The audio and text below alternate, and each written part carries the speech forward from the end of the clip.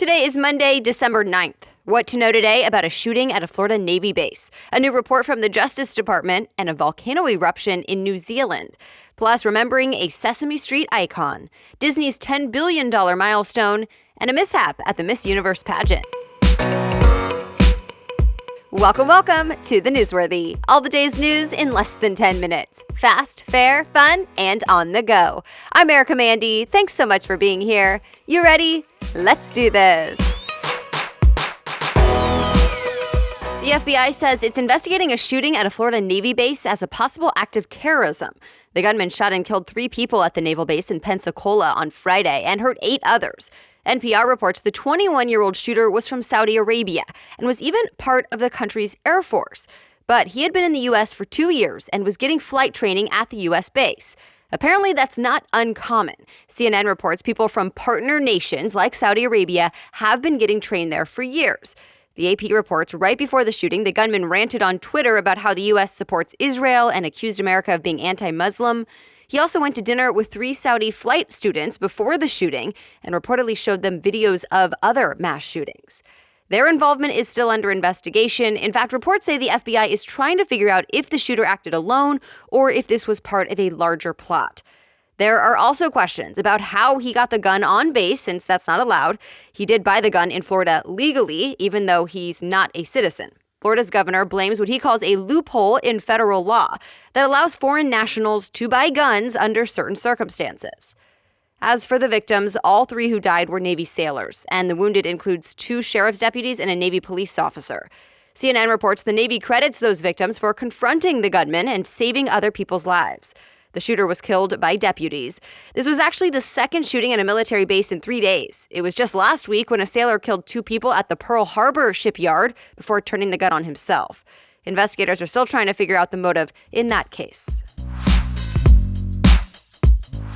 All right, a quick update on the impeachment inquiry. The House Judiciary Committee is holding another hearing today. The New York Times reports Democratic lawyers are going to lay out their case against President Trump, a hint that we could see the articles of impeachment ready by the end of the week. But don't expect President Trump or his lawyers to be at today's hearing. They've already said they will not be participating, calling the impeachment inquiry a waste of time and a charade. This hearing comes after Democrats released a new report over the weekend, breaking down why they think the Constitution backs this impeachment effort. It says President Trump abused his power, betrayed national security, and corrupted our elections, all for personal gain. They're, of course, referring to Trump pressuring Ukraine for investigations into his political rivals, but Trump says he did nothing wrong. And speaking of reports, there's another one to know about today. The Justice Department's Inspector General, basically the watchdog of the department, is expected to release its findings about 2 things. 1, whether the Russia investigation had political bias, and 2, whether the FBI illegally spied on the Trump campaign. President Trump has accused the FBI of both of those things, but sources told the LA Times the report is expected to be okay with both of the investigations, while also pointing out some missteps. Stay tuned for the full report today, and the Inspector General who wrote it will be testifying Wednesday. There's a developing story out of New Zealand where a volcano erupted. The BBC reports tourists are known to visit White Island, and dozens of people were apparently there when it erupted with a plume of ash and steam that went about 12,000 feet in the air. At last check early this morning, 1 person is confirmed dead and others are still missing. Those numbers will likely change as more information becomes available today. Hong Kong saw its biggest protest in months over the weekend. Nearly 1 million people marched through the streets to protest the government and demand democracy. The Wall Street Journal reports, for the most part, the demonstrations were peaceful and protesters were pretty happy. They're marking 6 months of these protests, and they've had victories recently in the local elections just a few weeks ago. Pro-democracy candidates won almost 90% of the district seats. But protesters still have other demands, including a new leader in Hong Kong, as they push back against the control of communist China. Tesla and SpaceX CEO Elon Musk was found not guilty. Remember, he was sued, accused of defamation for calling someone a, quote, pedo guy on Twitter. He was talking about a British cave diver who was helping with a rescue mission in Thailand last year. Musk had offered to send a submarine for the mission, but the rescue diver called it a PR stunt. That's when Musk hit back, calling him a suspicious pedo guy. Well, during the trial, Musk apologized and said he didn't think the diver was literally a pedophile.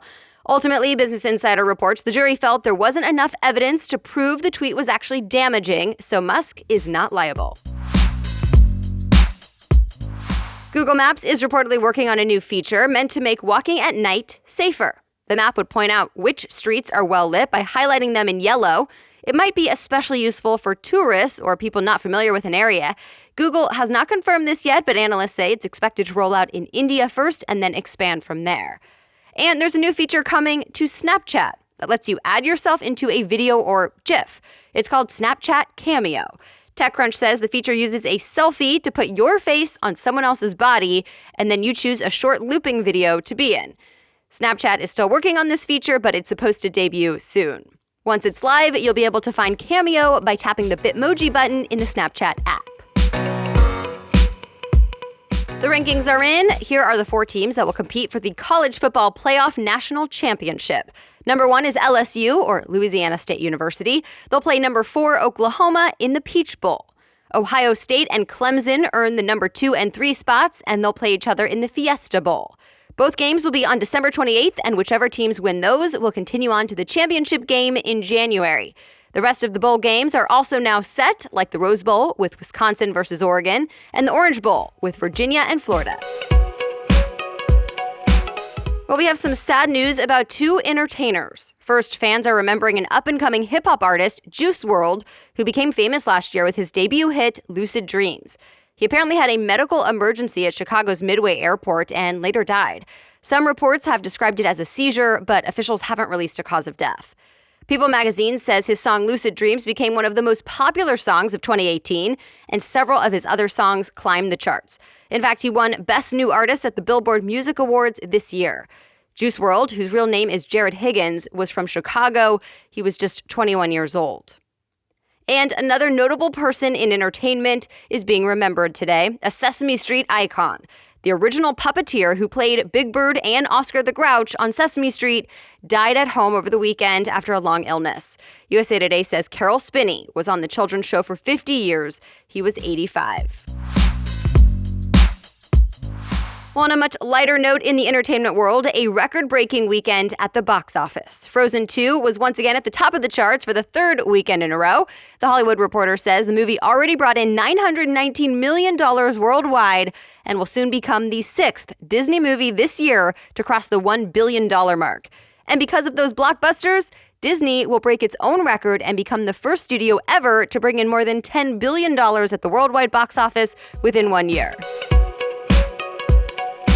And the winner of the Miss Universe pageant is Miss South Africa. Zozibini Tunzi is 26 years old, and she's hoping to fight gender-based violence.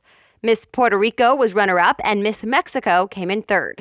Last night's pageant also included the first openly gay contestant. People reports Miss Myanmar just came out days ago. In her country, homosexuality is a crime, but she says she wants to use her platform to have a big impact on the LGBTQ community back home.